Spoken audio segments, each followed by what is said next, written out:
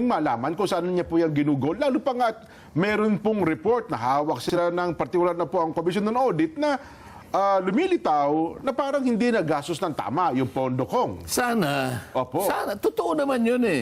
Sana kung ang layunin talaga'y ganun lang. Aha. Na talagang, halimbawa, pag sinagot mo ng ganun, Gawala. huminto ka na doon sapagkat naipaliwanag niya na. Ayun. Ganun kaya ang magiging katapusan nito? Ayun nga. Nakikita mo eh. Ulit-ulit. Iba na yung ano eh. Iba na yung paraan. Hindi na yung magtatanong para malaman mo eh. Nagtatanong para magpahiya ka na eh. Madali namang kwentahin yun din. Tama. Bagay yun. Ngayon, bago mangyari yun, meron tayong inaalagaan na tradisyon. Yun ang aking ano eh. Aha. Yun ang aking gustong malaman sa mga kasama ko, sapagkat sa tagal ko na sa Kamara din, Opo. sinabi ko nga sa kanila eh. Ano ba yung point of entry ko rito sa House of Representatives? 2004. 2004. Yes po. 13th Congress. Ngayon, 19th Congress na tayo. Bilangin ninyo. Sa haba ng panahon na yan, ilang Vice President na yung nakita ko. Opo. Kung ang pag-uusapan ay yung Opo. pag-approve ng kanyang budget. Di ba? Ayan. Dumaan si dumaan si Vice President Binay. Opo. Dumaan si Nolo de Castro. si Opo. Leni Robredo. Opo. Palaging ganun eh. Oho. Pati Pangulo. Pangulong Duterte, Pangulong Pinoy, Pangulong Gloria Macapagal-Arroyo. Oho. Palagi ang sinasabi, pagka budget na ng presidente o pangalawang Pangulo, Your Honor, in line with the time-honored tradition of the House of according courtesy to the office of the President. Ganun eh. I move Opo. to terminate the consideration of the budget of the office of the President. Palakpakan na yun dyan. Ay, opo. Alam mo ang basihan doon, alam mo yung batayan, yung kaukulang paggalang sa opisina ng dalawang pinakamataas Opo.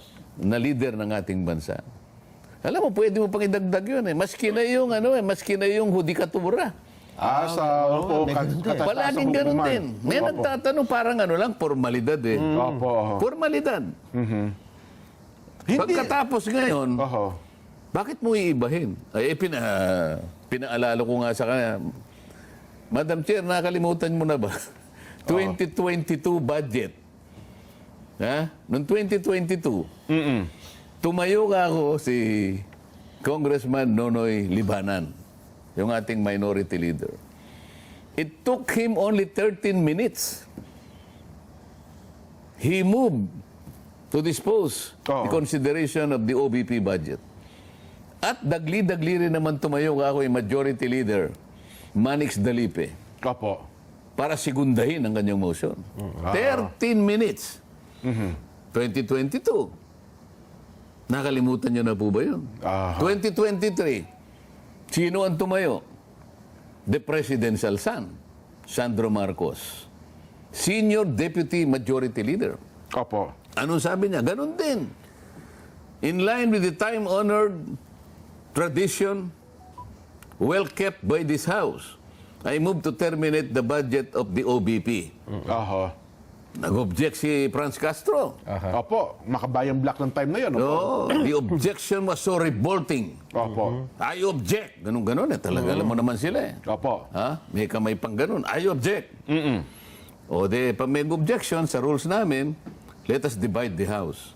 Ayan. O dinivide. O sino po kanya ang sasang-ayon dun sa objection ni Franz Castro, itaas po niyo yung kamay. Opo. O silang tatlo lang ang nagtaas. Oho. Sino po yung sumasang-ayon sa mosyon ng ating Senior Deputy Majority Leader na ipahinto na po ang pagtatanong sa budget ng opisina ng Vice President? O, botuan lahat. Opo. So, natalo yung objection. Objection. Opo. Anong ibig sabihin yan? In-uphold ang tradition. Ayun. O, bakit ngayon? Tinanong ko, Madam Chair, ito po bang tradisyon na to na ating pinangalagaan sa mahabang panahon, katapos-tapusan nga, 2022, inaalagaan pa natin, 2030, pinalagaan. 2024, bakit po ang nangyayari, hindi na po natin igagalang ngayon. So ano pong katwiran? Bakit sinagot naman ni Chair Kim Bokong na nung tinanong niyo siya, ang sagot niya, opo, ginagalang pa naman po natin yan. Di ba yun po naging sagot niya kung ang problema? Hindi ganun sagot. Oho. Sabi ko, are we now setting aside or discarding this tradition? Oho. Okay, yun ang unang tanong, gago. If we are discarding this tradition today, is this committee authorized to do that? Okay. Opo. O, sabi niya, short answer to both questions. The answer is no. O ibig sabihin, ginagalang pa rin natin Opo. ang ating tradisyon.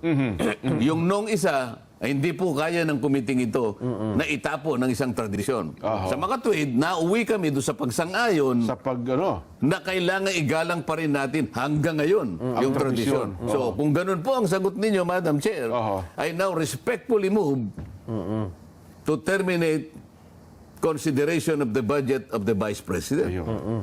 Ang problema, In line, hindi ko na sinabi yun kasi nandun na yung premise eh. Total, ginagalang pala natin ang tradisyon na yan, I now move. Ito, nag-object na naman yung Makabayan Black. Let's divide the house. yan. Ang nangyari kabaligtaran eh. Nabaliktad nga po ang pangyari ko. Hindi sila bumoto sa akin. So, ibig sabihin, ayaw pa rin nilang igalang yung tradisyon. Hindi na sinunod. Ibig sabihin, Bagamat sinasabi nung... lip service eh. So yung kanilang pagkakasabi na ginagalang nila ang tradisyon, yung gawa ay kabaligtaran.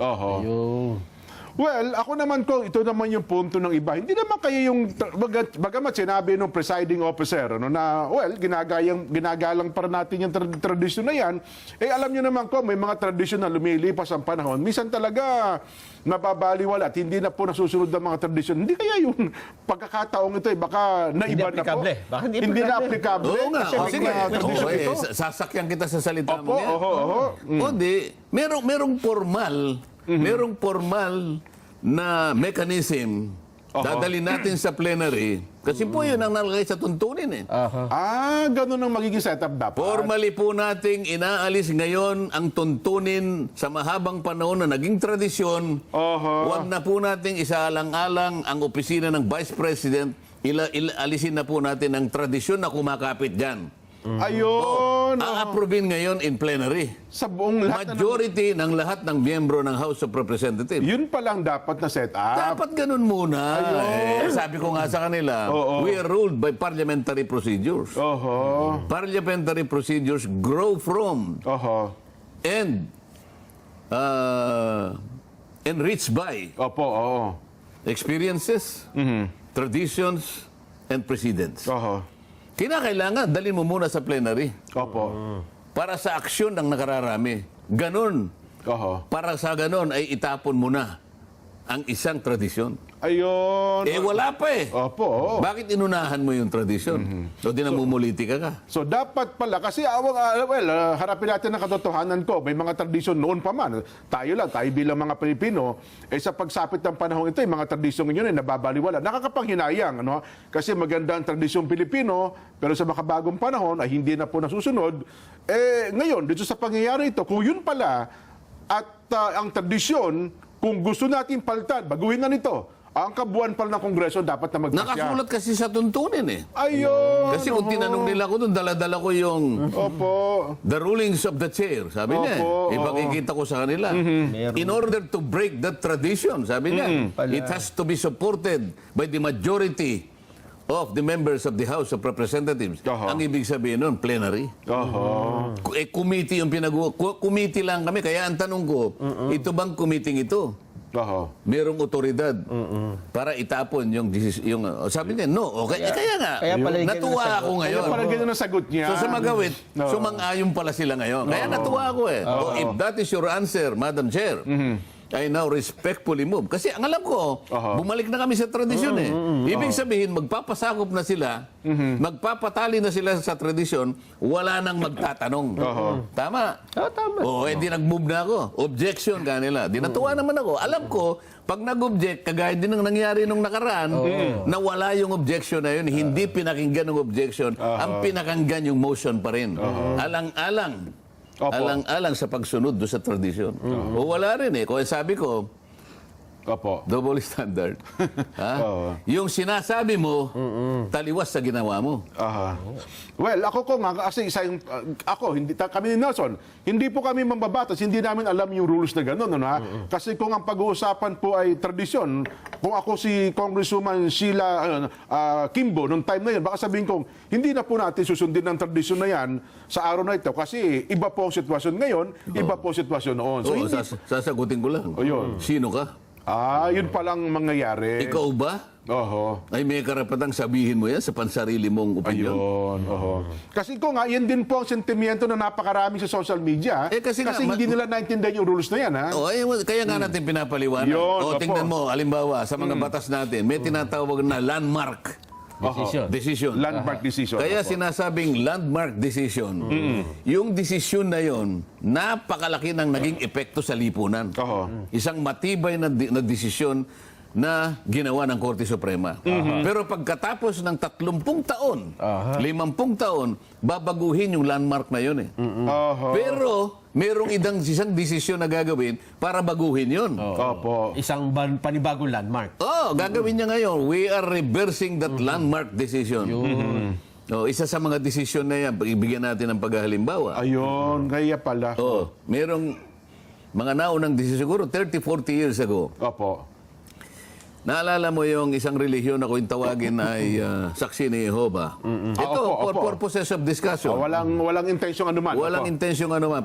Parang magliwanag sa atin Yes kung po. paano pinapalitan. Dito, Korte Suprema na pinag-uusapan. Opo. Kayang palitan, pero gagawa ng panibagong ruling. Okay. Doon, mga siguro 1950s or what, ang nakalagay doon, kasi hindi sila sumasaludo sa bandila. Opo, labag sa kanila yan. Labag sa kanila yan. Paniniwala nila. Oo. Flag racing. Meron silang sinisitas na talata. And sabi ng Korte Suprema, ganito yan eh. Yung hinihingi na paggalang Opo. ng ating saligang batas, hindi namang katapat ng sinasabi ninyong pagsamba. Hindi paggalang lang naman ang ibig sabihin. Ibig sabihin, sumaludo ka Opo. sapagkat Pilipino ka. Opo. Bahagi ng paggalang Yun ang ruling noon. After 30, 40 years, binago. Okay. Meron silang karapatan kasi tuntunin ng kanilang paniniwala. Sa makatwid na okay. baligtad. Mas nanaig. Bakit ko sinasabi ito? May pagkakataon na baguhin yun. Opo, Ngayon, opo. balik tayo sa tradisyon namin. Papayag ako, bakit hindi? Pero kinakailangan idaan lahat. Oho. Sa isang mekanismo, halimbawa, ang una kong gagawin, sige, total, gusto nyo magbago na lahat. Unahin na natin ang pagbabago dito sa mga komite. Ayan. Oho.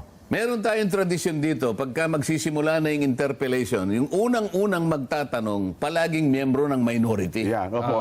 Tradisyon niyo po talaga yan. Totoo. Kahit na ikaw ang pinakahumuling dumating. Opo. Oho. Kahit hindi ka nagpalista.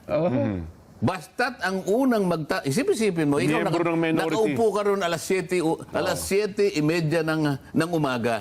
Oh. Pero hindi ka miyembro ng minority. Opo. Hindi. Majority si Opo, Nelson. Nelson, oo. Halimbawa. Ikaw minority ka. Si Nelson majority. Kauna-una siya Pero dumating. si Nelson dumating 7:30 ng umaga. Opo. 7:30. Nagpalista ka 7:30. Si Jen dumating 9:30. Miyembro ko ng minority. Kararating mo lang minority ka. Mukhang magiging congressman tayo dyan. Okay? Siyempre, oh. Kung tutuusin mo, Dapat si Nelson ang mauna doon. siyempre, nauna ng 2 oras sa iyo eh. Nauna ako eh. Pero dahil sa tradisyon, Oho. palaging ikaw. Ayun. Sasabihin ko ngayon, alisin na yan, ano na yan? Tradisyon yan. Oh, first come, first serve dapat. Eh. Kung sino yung nauna nagpalista, yun na lang. Dapat, yun Nakasalig yung kako sa tuntunin. Oho. At yan ang pinakamakatarungan. Bakit ako nagpapasakop dyan kahit masakit ang loob ko? Kunwari, masakit ang loob mo, Nelson, di ba? Masasakit din naman ang loob mo talaga. Ano nga eh. Oho. Napapasakop ako, sabi ni Nelson, kahit medyo naiinis ako. Opo. Sapagkat pumayag ako na magpatali sa tradisyon dahil member ako ng House of Representatives. Oho. Tama. Gusto nyo, tanggalin na natin yan. Tanggalin na natin lahat yan. Kasi ngayon, actually, kung kahapon ng komentaryo namin, ang banggit namin, meron talagang mga tradisyon na hindi talaga akma ngayon. Well, kung ganyan pala ang rules ng Kongreso, Dapat pala, gumawa sila muna ng paraan. paraan na para binago. maalis ang tradisyon na yan. Tingnan mo, halimbawa. Oho. Halimbawa, ikaw naman, Jen. Congressman Jen Subarjaga. Nagpalista ka, nag-deliver ka ng privilege speech. Opo. Siyempre, may interpellation yan. Opo. Biglang nagpalista ito. Oho. I-interpellate ko yan. Kunyari, hindi kayo magkabalahibo, no? Opo. Oo. Kasi inupakan mo yung inupakan mo yung distrito niya. Oo. Siyempre, tatayo ito. Siyempre, oo. Ngayon, ikaw naman, gagamitin mo yung tradisyon. Oho. Gagamitin mo yung tradisyon. Bigla kang umupo. Hindi ka na sasagot sa anumang katanungan. Hindi ka na mapipilit na tanungin ka pa ni Nelson. Ayun. Tradisyon yun eh. Pag umupo na, hindi na pwedeng pilitin patay. Oo. Yun ang unwritten rule. Ayun. Kapag umupo, Meron yung pala taong mga ganung nag-deliver rules. ng Oo. privilege speech, Oo. Wala na kahit ano pang gawin mo, Wala na. Oo. ha? Kahit pumunta ka pa sa speaker, wala kang magagawa. Tradisyon yun. Hindi ako pinayagang magtanong sa So, kanya. nagkakaintindihan tayo siguro. Ayun. Ngayon, Opo. sabi ng Vice President, tayo, ang pinag-usapan natin, level lang ng congressman. Di ba? Opo. Kung tutusin, sa tingin ko, mas mababa naman tayo kaysa sa Vice President. Okay. Sabi ng Vice President, Madam Chair, I forgo my opportunity to defend the budget of the office of the Vice President by Opo. question and answer, and instead, I will leave it. I will leave it to the House of Representatives to decide such a proposal as presented. Ayun. Ang ibig sabihin niyan, parang umupo siya. Ayun nga. Ayaw ko na pong idepensa. Ayun nga. Hindi mo ba igagalang yun? Pati ba naman yun, hindi mo igagalang? Pangalawang Pangulo ng ating bansa. Sinabi niya, bahala na po kayo. Oho. Pati ba naman yun, hindi mo pa igagalang? Ayun. Eh kung yung umupo Oho. kung tutuusin mo may pagkabastos yun dyan. Bakit ka mo? Ni walang kasagot-sagot, biglang umupo pero hindi mo mapipilit na bumalik doon. Ayun. Hoy, bumalik ka doon, may tatanong ako sa'yo. Nag-privilege speech ka, inupakan mo ako, tapos bigla kang uupo. Hindi ba kung tutuusin may pagkabastos yun? Mali nga naman yun. Kasi alam mong tatanungin ka niya. Opo. Medyo mahihirapan ka sa mga tanong niya dahil hindi naman kayo magkabalahibo Oho. Ang gagawin mo ngayon, uupo ka na lang na basta. At pangiti-ngiti ka pa. Ayun. Pangiti-ngiti ka pa Pangisi-ngisi pa. Oo. Pero wala kang magagawa dahil tradisyon. Ayun. Oho.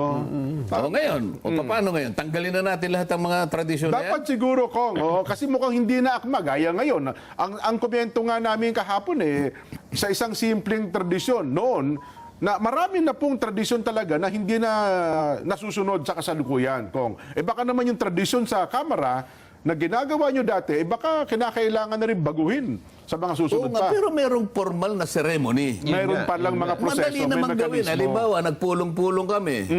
O sige, dahil sa mga huling mga pangyayari sa ating buhay, huwag na natin sigurong igalang Oho. ang opisina ng Pangulo at saka pangalawang Pangulo. Oho.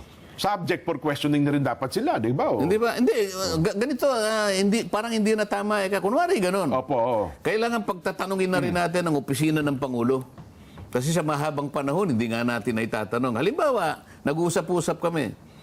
Huwag na nating isaalang-alang yung paggalang, yung kaukulang paggalang, pagtatanungin natin. Opo. O, gagawa tayo ngayon ng isang ceremony sa plenary yan. Oho. O, merong mag-move.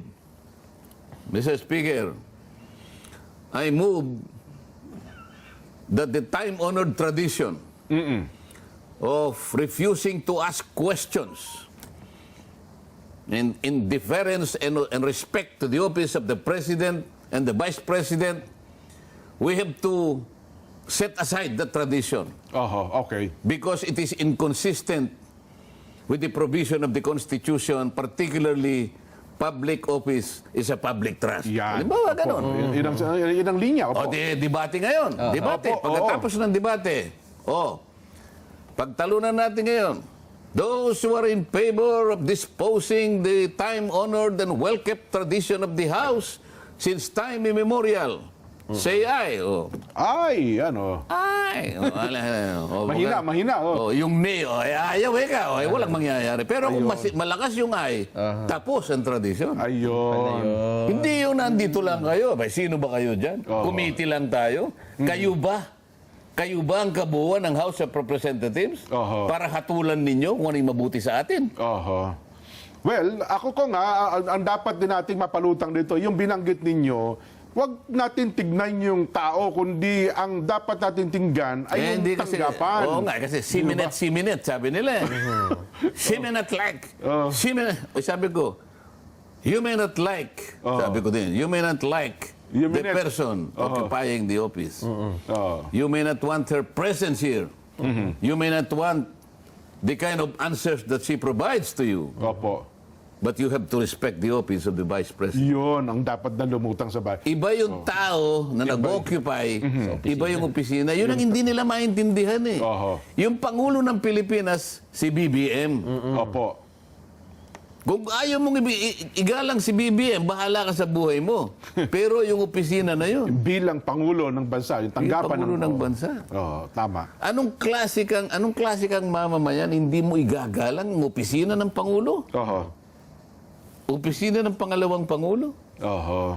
Kaya nga sabi ko sa kanila, we are defined by the traditions that we proclaim Oho. and that we keep. We are supposed to be honorables. Why do you think you are supposed to be called honorables when you cannot even honor the traditions that we keep Oho. since time immemorial? Nako. Mabuti na lang, walang sumasagot. May sumasagot doon parang kung sino-sino lang. Bubulong-bulong na lang po yung iba. Natabig ko pa yung isa. Umalis ka nga rito at hindi mo alam ang pinagsasabi mo. Seryosong pinag-uusapan doon, bigla na lang siyang papasok doon eh. Huwag ka naman papasok ng alanganin na gano'n. Mahalata ka naman na parang nag-aagaw atensyon ka lang. Kung saan nagkakagulo, bigla kang Hindi papasok. ka, alam niya kasi close sa inyo. Barkada niyo naman Alam yun. ko naman yun. Kaya lang, kung minsan yung pasok niya mali. Ayun, opo. Kasi ngayon, viral na rin kayo sa TikTok ko nga. Yung, kasi di ba, Sheminate, yung iba. Yung sa inyo naman, Yuminate. Yuminate. Opo, Yuminate. Yun ang viral. Kaya natutuwa din naman kami. Kahit pa ganun viral. Ay, nako. Anyway, Kong, napakarami nating di pangkaraniwan na nakasubaybay ngayon sa atin sa social media. Teka muna, napabayaan mo yung ating mga nakasubaybay na naghihintay sila ng tanong mo. Mas gusto nila makinig ngayon eh. Mas gusto nila atang pakinggan kung ano ang mga gusto nyo sabihin, Kong eh. Oh. Pero teka lang, bago lang tayo magtanong, kasi nga naman, ang report din naman ng COA kung ang pinagbabatayan, hindi ba dapat din namang ipaliwanag ng anumang tanggapan? Huwag na natin tingnan yung pangalawang Pangulo, yung mga report na nakita ng COA, Kong. Mabuti. Oo. Mabuti na itanong mo yan. Kaya nga bumalik ako eh. Nung pagkatapos nung alingas-ngas ng umaga, Opo. na umabot ng halos katanghalian na yun eh. Opo. Nung maipahayag ko na yung aking sentimiento, bumalik ako sa opisina ko, medyo malayo-layo yung RBM kasi dyan eh. Opo. Kakain ako kasi hindi ako makakain sa meeting eh. So doon na ako kumain. Pero actually, konti lang ang kinain ko eh. Nandun pa rin kasi yung pagkainis eh. Pero kumain naman ako. Tapos, naalala ko na meron pang naiwan dun sa COA. Sabi ko, sige kako, balik tayo ron sapagkat naipalista ko yung pangalan ko. Mabuti din naman yun para sa ganon. Kasi nga, yung mga lahat ng tanong na gusto nilang itanong ay nakabase doon sa tinatawag na intelligence and confidential funds. Yes po. Oho. So, kaya ang pasimula ko doon sa COA, kung na-subject sa notice of disallowance yung intelligence funds ng Office of the Vice President. Opo, sabi niya.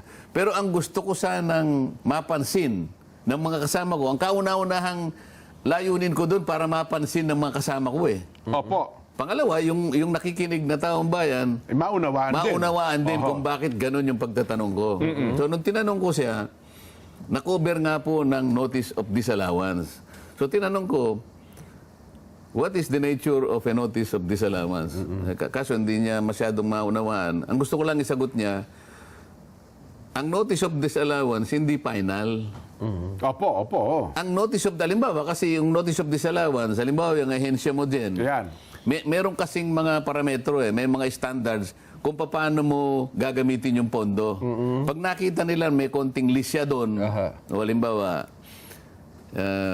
ano kasi yun irregular, ano yan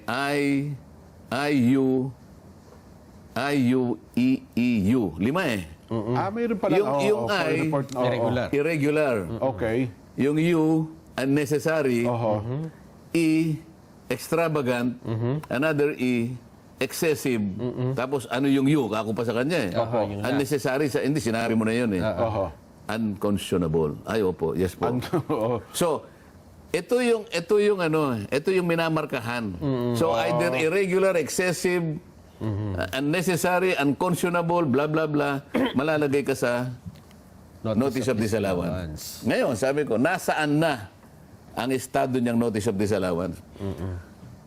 Ito pong notice of disallowance na ibigay na po namin sa management. Ibig sabihin, Office of the Vice President, Opo, doon sa opisina. noong August 24, 2024. So, kailan lang, di ba? Bago lang po. Oo. Meron po siyang 6 na buwan para sagutin ito. Isipin mo, 180 days. 6 months pala yan. Sa makatwid, Opo. yung Office of the Vice President, pwede siya sumagot hanggang Pebrero 2025. Oho. Hindi pa siya nag-submit ng sagot eh. Kasi meron pa siyang Ala. plaso na 6 na May period pa. 6 na buwan. O ngayon, sabi ko sa kanya, yun bang notice of disallowance contestable? Yes, sir. Ayan, oo naman. Yan bang kakong notice of disallowance appealable? Nagtalo pa kami sa kasi po yung appeal, alam ko na yung appeal. Pag appeal, kunyari, dito sa inyong unit, Opo. dinismiss nyo, mag-a-appeal siya sa commission proper, appeal ang tawag. Pero wag mo na nating ano yun, kasi sa amin, hindi naman kami sa ulado yung mga terminology yung ginagawa sa amin, basta sagot, appeal, Appeal pareho po na yun, yun. tama naman, Alang-alang sa pagkaunawa lang na mabilis. Opo, kanya. Hindi siya pupunta sa COA proper kasi sa inyo hindi pa kayo nag-uumpisa eh. Inihintay mo nga yung sagot niya eh. Doon pa. Oo. Anong gusto nating ipaliwanag doon, Nelson? Jen? Opo. Sasagutin ng opisina ng Vice President sang-ayon sa kanyang pagkakaunawa sa ginawa niya. Oo. Okay, sasabihin niya, hindi po dapat disallow dito. Dapat i-allow nyo sapagkat nagkamali. Kukontrahin niya yun. Ha? Mag-a-argue siya din. Opo. At ipakikita niya sa abot ng kanyang kakayahan, meron naman silang abogado. Hindi po. Ang pagkaunawa po nyo ganito. Ang amin pong pagkaka-interpret sa ginawa ninyong parametro, ganito po yun. Ibig sabihin yan, kukontesin niya. May pagkakataon na maaaring manalo yung Vice President. Pwede niyang palitawin. Kasi kung minsan, hindi nakita ng auditor lang yun eh. Tama. Auditor lang yun. Kung minsan, walang abogado sa unit niya eh. Kung halimbawa lumitaw na tama yung Office of the... Sa akin lang naman ha. Ano ang ating gustong palabasin dito? Walang pinali pa dyan eh. Sasagot pa lang, mag-a-argue. Iko-contest niya yan, i-a-appeal niya yan, sa katapos-tapusan ng daigdig. So wala pang bearing Bakit dapat. ngayon Sabi ko doon sa COA, Opo. tama ba ka ako na yung mga kasama ko? Ganun pa lang kalagayan, sasagot pa lang. Yun pa lang Ang pangalawang estado, pangulo, oo. tama ba ka ako nung nakaraang isang araw na pinasimulan itong hearing na to, ang mga kasama ko rito ay naglululundag. Oo. Nagalit pa yung isa eh. Hindi po Naglulundag. baka hindi naman si Tagalog masaya. Ang ibig ko lang sabihin, naguunahan pa kayo na pagdamba Oho. sa opisina ng Vice President. Gusto nyong magunahan kayo eh. Ha? Samantalang, kayo po naghihintay pa eh. Kung ano po ang isasagot ng pangalawang Pangulo. Oho. Hindi po ba nyo kami papayuhan? Payuhan nyo po kami. Kasama na ako doon. Oo, tama nga. Payuhan nyo kami. Sabi niya, hindi daw... Kailangan ko bang magtatanong na ngayon o hindi? Because if I do that, I will be more popist than the Pope. Oho. Hindi ko po masasagot kasi po, kayo po may... Hindi nga, payuhan mo lang kami. Ayaw magpayo. Payuhin mo kami. Oo. Dapat na ba kaming magtatanong sa gayong ikaw, hindi mo ba pala natatanggap yung argumento at pagsagot ng pangalawang Pangulo? Hindi ka ba matatawa sa amin? Tingnan mo kahit itong mga... Dapat ko na bang... Nagdadadamba na sila. Ayaw niya yung naglulunod. O sige, nagdadadamba. Dapat ko na bang gamitin itong report ninyo laban sa tanggapan ng ganito? Isipin mo. Oh, di Sasagutin ba? pa lang. Sasagutin pa lang. Intayin mo naman yon. Respeto mo na lang sa opisina ng Vice President. Sasagot eh. Bakit hindi pa siya sumasagot? May 6 na buwan pa siyang sumagot eh. Piniprepare mabuti. Katapos-tapos, anong malay mo kalimbawa na sagot niya? At medyo tumama. at sinabi, oo nga pala. Ito naman So, pala. allowed. So, wala na yung, mamamatay na yung Wala na. Notice of disallowance. Opo. Kasi allowed eh. Naipagtanggol niya yung sarili niya. Ayun. Ngayon, bakit ka magtatatanong ngayon? Ba't ka maglulundag? Ha? Hindi mo pa nga alam kung ano yung laman nito. Kasi alam mo ang lata, ano? Wala namang label. Akala mo ang laman sardinas. Nagtatatong ka na, inaakala mo yung laman ay sardinas. Tatanong na, Bagoong pala. Bakit maalat yung sardinas? Hindi mo nga alam kung sardinas. Nakuha mo ibig ko sabihin? Tama po. Kaya kung ginanon ang pagtatanong, para lang maipadama ko sa aking mga kasama. Mga kasama, alam na ng kalaban mo, wala ka ng bala eh. Oho. Ha? Tama po. Naghihintay ka lang, katapusan mo na kanya. Kasi kabisado nila sa laki ng tinga. Hayaan mo siyang magpaputok mauna. Bilang nila yung bala mo. Magkano ang binigay? 700 million? 733 million ang natira ko. O pang ano lang, pang sweldo. Ha? Pambili lamang ng pagkain. Oho. Wala na siyang pambili ng bala. Sa palagay mo ba? Palagay mo ba magtatagumpay yung opisina na yun sa kawalan mo ng bala? Oho. Tatawanan ka nung kalaban mo. So, paano ngayon yan? Ganun ba yung ano? Ganun ba yung layunin? Oho. Aba, tandaan mo, Nelson. Ang opisina niya ay pangalawang pinakamataas sa ating pamahalaan. Ganun ba ang pagtuturing mo? Na ganun na lang ang tingin ng tao sa kanya? Ganun ba yung gusto mong gawin? Baka maawa ang tao sa kanya. Nako, yun ang delikado. Ang mga Pilipino pa naman kong kapag ka-underdog, kinakaawaan, ay kukuha din simpatya po yan. Paano gagawin mo? Talagang maawa sila dyan. Yan, oho. Kailangan ba niya sabihin sa tao, pasensya na po kayo? Totoo naman eh. Pero baka ang mangyari dyan, ang magpupuno ng pagkukulang na yon, mga tao na nag-aalala na baka maging kawawa ang kanyang figura sa pananaw ng taong bayan. Oho. So, maaaring gumawa sila ng parang, sige, mag-donate na lang tayo. Oho. Bigyan natin siya rin mula sa atin na tayo nang magkusang mag-donate para yung nawala sa kanya, punuon na lang natin. Aha. Ganun ang mangyayari siguro. Ay, nako. Anyway, kung siguro, doon sa part naman ng, siyempre, may mga tao din po na nagkokomento. Di ba dapat din naman talagang alamin natin kung saan nila ginugol ang mga pera, pondo ng taong bayan? Kasi perde naman ng taong bayan yan eh. Hindi ba karapatan din naman namin